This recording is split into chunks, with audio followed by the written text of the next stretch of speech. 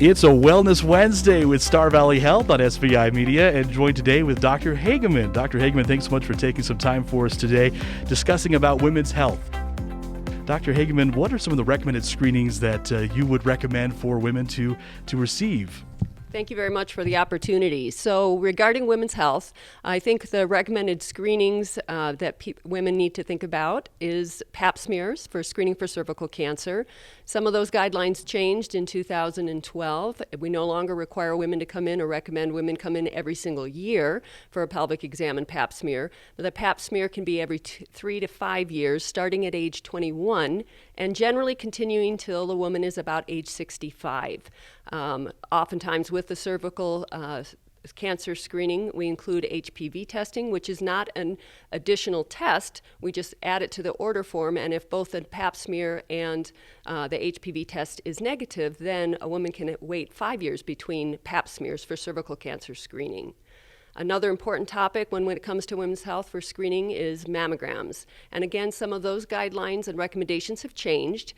We recommend a baseline mammogram now starting at age 50 if you're an average risk for breast cancer. So that would be an individual discussion to have with your healthcare provider to decide if you're younger than age 50, when it might be appropriate for you based on your family history or additional medical history, whether you may want to consider screening earlier than that. We generally recommend continuing mammograms to age probably about 75, and usually it's yearly mammograms from ages 50 till about 60, maybe from 60 to 65 every 2 years, and again after that kind of in discussion with your individual healthcare provider. It's Dr. Hageman of Star Valley Health with us for Wellness Wednesday today, discussing women's health. Now, as we discuss women's health, as we look at the lab tests, what kind of labs do you recommend that women receive? Very good. So screening for diabetes is important, particularly for all adults, obviously including women, starting at age 35, possibly starting sooner if you have additional health factors, perhaps obesity, perhaps high blood pressure, a strong family history of heart problems or diabetes. Those kind of things it may be an indication to get that kind of testing earlier, but about every 3 to 5 years to screen for diabetes with a fasting blood sugar, and then fasting cholesterol or lipid panel. Same thing about every 3 to 5 years, depending on your other additional risk factors, but generally starting at age 35, so that's important. One other cancer screening that we didn't talk about was colon cancer screening. Generally, we recommend, again, for the average risk woman that colon cancer screening starts at age 50 and continues to age 75. And there are various tests that we can use to screen for colon cancer. The colonoscopy is the gold standard, but there are other stool-based tests that you can do in the privacy of your own home, such as a Cologuard stool DNA test, where you do not have to do any prep.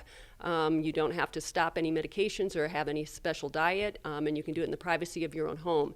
Again, these are two of the options for colon cancer screening. There are some other additional tests, but those are probably the top two that typically we recommend, and you can, again, discuss those individual kind of screening recommendations with your individual provider. Again, discussing women's health with Dr. Hageman of Star Valley Health here on Wellness Wednesday.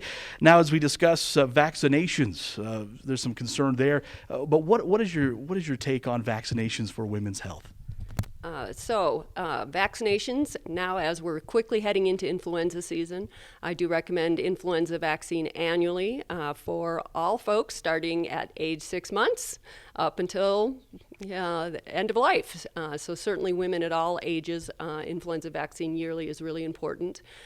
We also think of making sure that women are getting their tetanus vaccine is usually every 10 years. However, we have combination vaccines, the diphtheria, tetanus, and pertussis. Pertussis causes whooping cough. We recommend that at least once as an adult, ages 50 and above, but women in their childbearing years, because of pertussis, if they're pregnant, they often should get a pertussis booster with each pregnancy. So again, women may not be aware that that's an important part, and usually they'll get that during the second trimester of their pregnancy.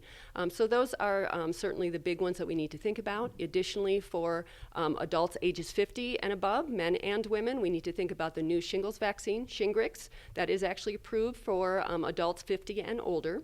And then for those ages 65 and above, we start thinking about the pneumococcal pneumonia vaccines. So again, those are very important.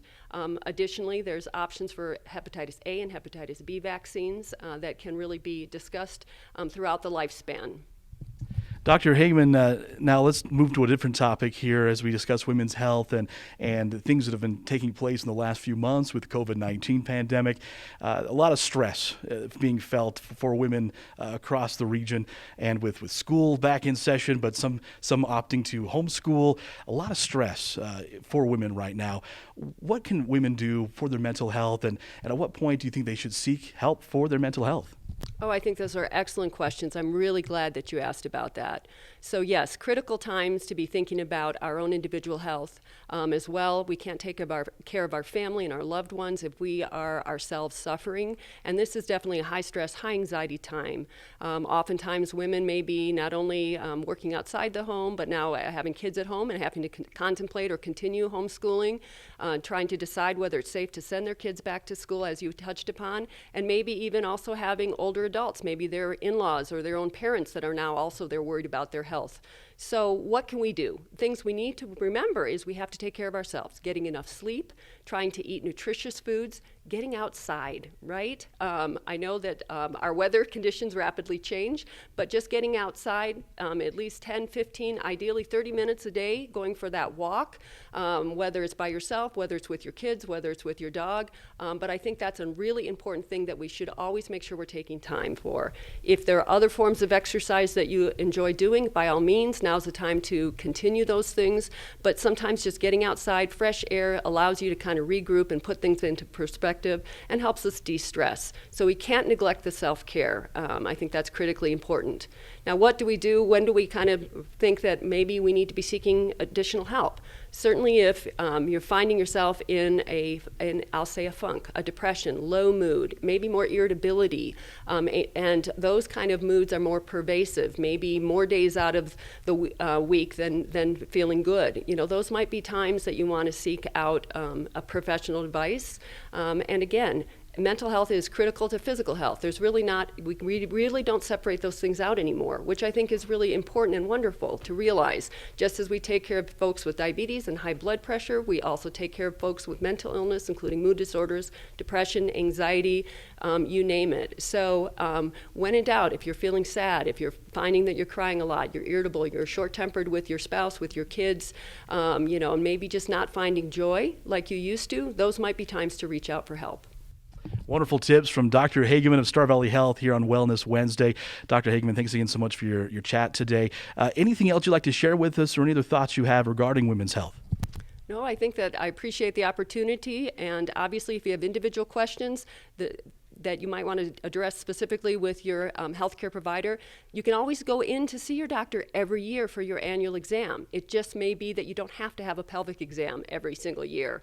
But seeing the doctor every year so that we can update your vaccines, make sure you're on track with your immunizations, as well as your routine preventive care, that's a great thing to be doing annually. Just sit down with your doctor or your nurse practitioner and make sure that you're current with all the wellness and preventive cares. It's Dr. Hageman of Star Valley Health here on Wellness Wednesday.